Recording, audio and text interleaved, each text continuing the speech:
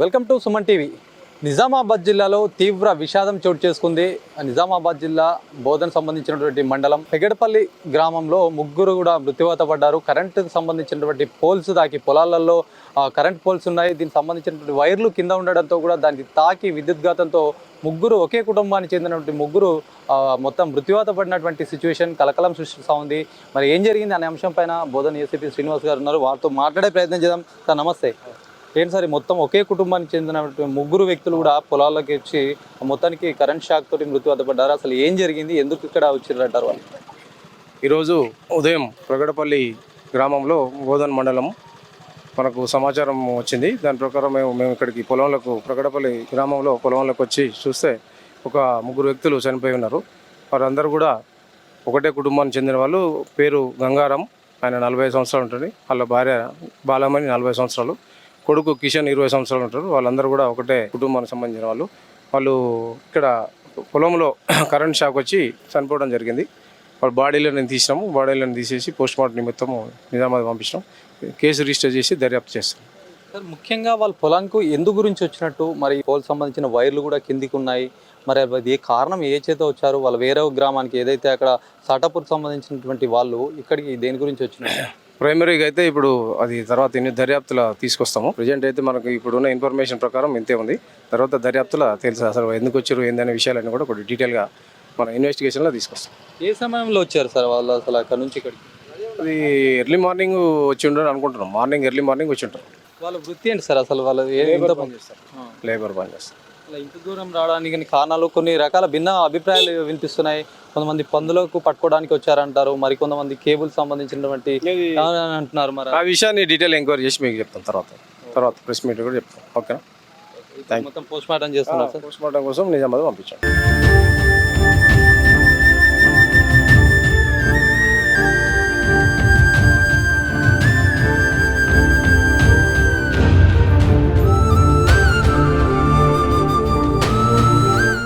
మనం చూడొచ్చు, ఏదైతే పెగడపల్లికి సంబంధించినటువంటి గ్రామ శివారు ఇది మొత్తం కూడా పచ్చని పొలాలతో అయితే మొత్తం పంట పొలాలు ఇప్పుడిప్పుడే ఈనుతున్నటువంటి పరిస్థితి ఉంది. మరి ఈ క్రమంలో కూడా ఒకే కుటుంబానికి చెందినటువంటి ముగ్గురు వ్యక్తులు వచ్చి పొలాలకు వెళ్ళినట్టుగా కూడా తెలుస్తూ ఉంది. మరి ఎందుకు వెళ్ళారు అనేది కూడా, అది ఏంటి అనేది కూడా పోలీసు విచారణలో తెలిసే అవకాశం ఉంది. మరి కొంతమంది స్థానికులు ఉన్నారు, వాళ్ళ ఏం చెప్తారో విందాం. అన్న ఏంది అసలు ఇప్పుడు మొత్తం కూడా పంటలు వేశారు, వాటర్ కూడా పారిస్తున్నటువంటి సిచ్యువేషన్, కరెంట్ కూడా 24 గంటలు ఉంటే అవకాశం ఉంది.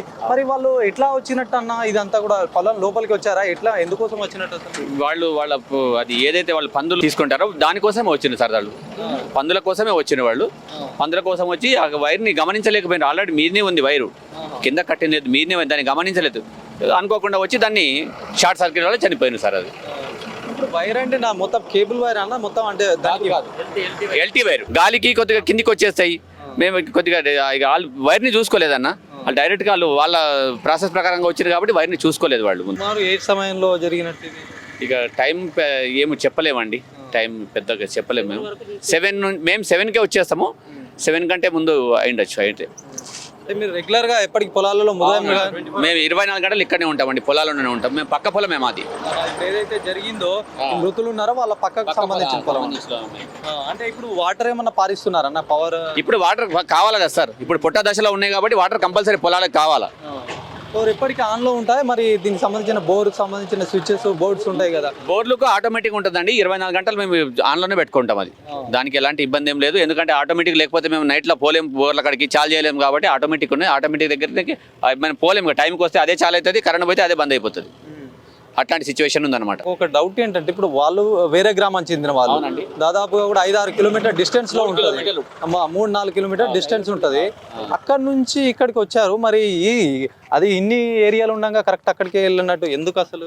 అది వాళ్ళు పందుల కర్మ అని దానికి ఏం చెప్పలేము. అది కానీ ఇన్సిడెంట్ అది అన్ఫార్చునేట్ గా జరిగింది, అనుకోకుండా జరిగింది. అది దానికి వాళ్ళని రమ్మనం లేదు. వాస్తవంగా మేము అది పాసిబుల్ కాదు, అది రాకూడదు, వచ్చేసిండ్రు. వాళ్ళ కర్మ అనుకున్నారు అంతే. అది చెప్పండి ఏంది? అది కూడా పక్క పొలమేనండి. అంటే మా విలేజ్ లో అట్లా కరెంటు అనేది మనకు రాత్రి 12 గంటలకు వస్తుంది. మనకు కరెంటు ఇప్పుడు ప్రజెంట్ ఉన్న మా పక్క పొలం, ఆయన కూడా రైతు, ఆ బోర్ బందే ఉంది, వాళ్ళకు వాడకంలో కూడా లేదు. వాళ్ళు అయితే ఎందుకు వచ్చారు అనేది, వాళ్ళు గెట్ల పొంటి వస్తే వాళ్ళ నడక ఏంటంటే మనకు గెట్ల పొంటి రావాలి. యాక్చువల్గా వాళ్ళు ఏం చేశారు, పొలంలో మధ్యలోకి వచ్చారు. అది కొద్దిగా డౌనల్లో ఉండొచ్చు, వైర్ కొద్దిగా డౌనల్లో ఉంది, ఆ కర్ర ఉంది వాళ్ళ చేతిలో. వాళ్ళు మరి మేమైతే ఆ కర్ర తాకి వైర్ టచ్ అయింటే ఒకళ్ళని చూసి ఒకళ్ళు కాపాడుకోవడానికి పోయి ఉండొచ్చు అనుకుంటున్నాను నేనైతే. మనమైతే జరిగిన సిచ్యువేషన్లో నేను చూడలేదు. వాళ్ళు ఒకరికి తగిలితే ఇంకొకళ్ళు కాపాడుకోవడానికి ఇట్లా జరిగి ఉండొచ్చు. ముగ్గురు, అది దురదృష్టకరం. కానీ వాళ్ళు రాకూడదు అసలు. పొద్దున మేము కూడా రైతులము, అంత పొద్దున మేము రాము, వాళ్ళు వచ్చేది మనకు తెలియదు. 6:30కు వచ్చిండ్రని వాళ్ళు అంటున్నారు, మనకు తెలిసేసరికంటే 7:30 అయింది. పక్క పొలంలో స్ప్రే చేసుకుంటూ ఉన్నారు. నిన్న మొన్న వాళ్ళు కూడా చేసుకున్నారు, ఏం లేదు. కానీ వాళ్ళు సడన్గా పొలమాతన యజమాని వచ్చి చూసేసరికంటే పడిపోయి ఉన్నారు. ఆయన హఠాత్తుగా భయపడిపోయిండు. ఆయన వచ్చిండు, ఈయనకు పక్కన ఆయనకు ఫోన్ చేయగానే అతను వాళ్ళ అబ్బాయి వచ్చిండు, మళ్ళీ మాకు ఫోన్ చేసిండు. చూసి మేము టౌన్ రూరల్ సిఐ గారికి ఫోన్ చేస్తే ఆయన వెంటనే ఆయన వచ్చి చూసిండు. సమయం కూడా లేదు వాళ్ళని బ్రతికించే. ఆ సమయంలో, ఉదయం సమయంలో ఇక్కడ కొంతమంది పొలాలకు చూడడానికి కూడా వస్తారు, కానీ ఎవరు లేకుండా. అదే 7 o'clock వచ్చేసరికంటే ఇప్పుడు ఆయన పొద్దున్నే ఆయన వస్తారు. ఆయన కొద్దిగా పెద్ద ఆయన, ఇక్కడ అందరికంటే ముందు ఆయనే వస్తాడు వ్యవసాయం పొలం చూడడానికి. ఆయన చూసేసరికంటే ఆయన భయపడిపోయిండు అసలు వాళ్ళని చూసి.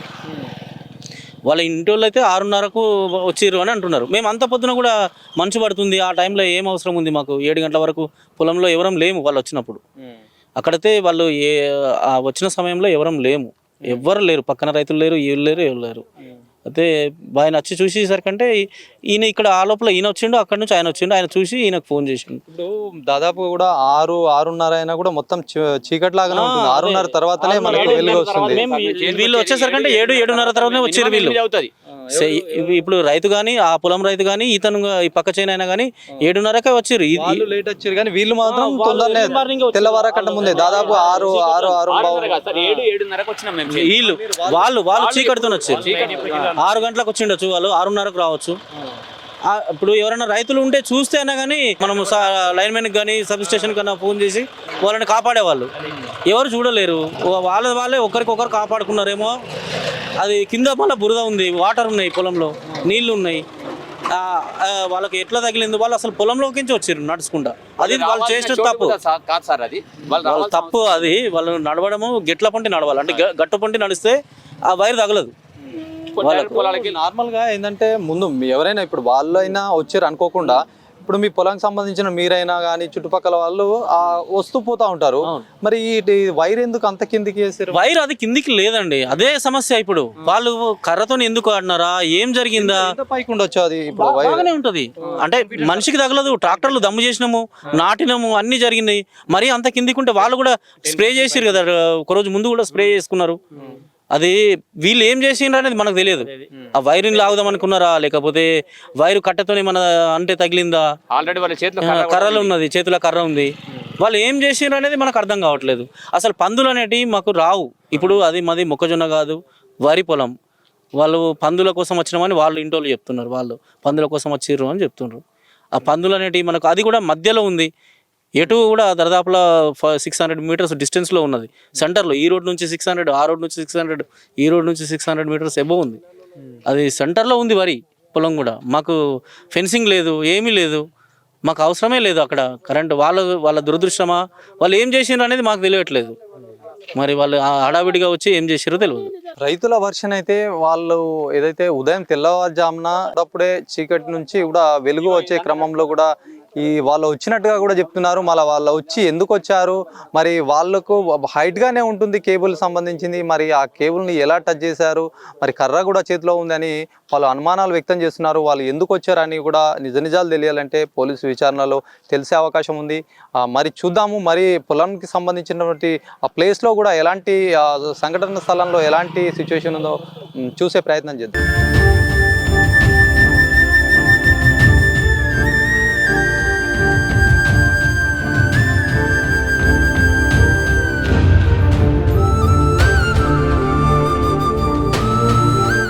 పెగడపల్లి గ్రామంలో ఇది మెయిన్ రోడ్ నుంచి పొలాలకు వచ్చే దారి.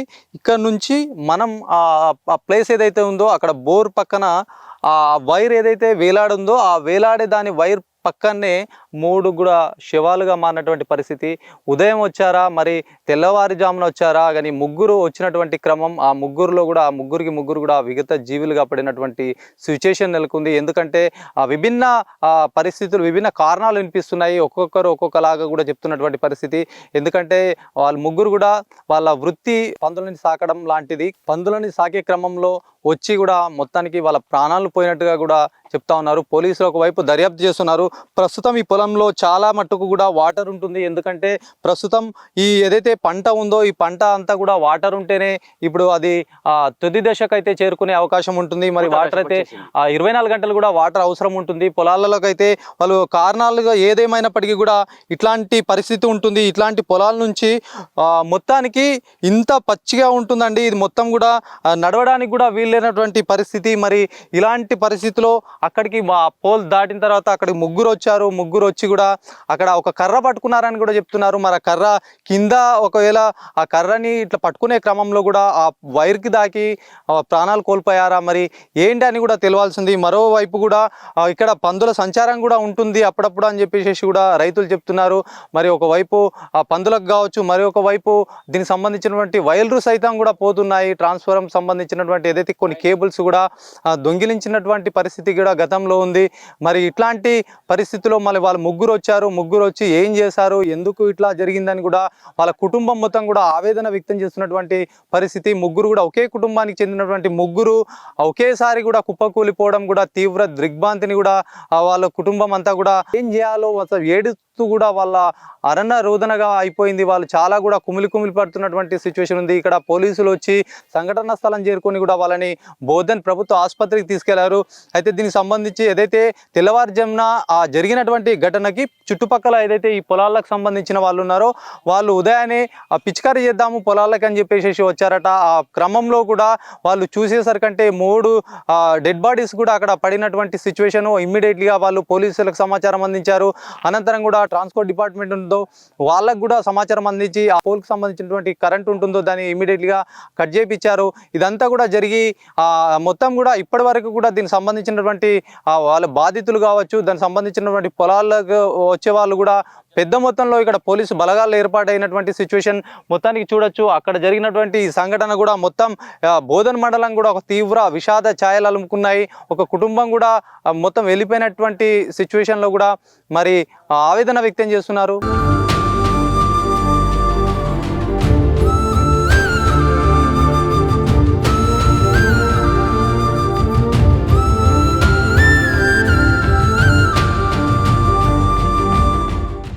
ఇక్కడ ఈ ప్లేస్లో వాళ్ళు ముగ్గురు కూడా మొత్తానికైతే పడిపోయినటువంటి సిచ్యువేషన్, చనిపోయినట్టుగా కూడా గుర్తించారు పోలీసులు.